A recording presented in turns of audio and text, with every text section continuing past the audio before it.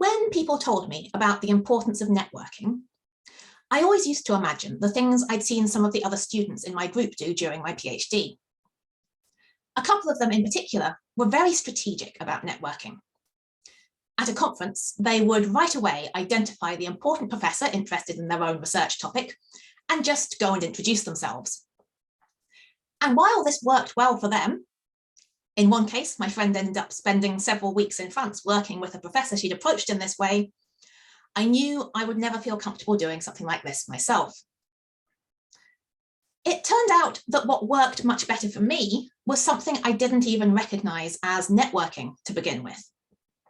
It was about getting to know people at a similar career stage to myself.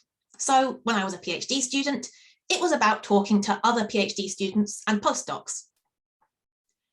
In the short term, this was particularly useful for just sharing information, whether it was news about events or jobs, or in some cases, the really useful pieces of advice that we'd each received from our own supervisors.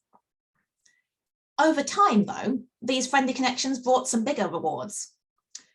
Some of the people I met in this way, we ended up working together on collaborative research projects. Others went on to become seminar organizers for their groups and invited me to give talks. Often building these kinds of connections is a long-term investment. In one case, I met somebody at a postgraduate conference and didn't speak to her again for 4 years until we ended up working in the same city. Now we have several publications together and a joint research grant. Different things work for different people.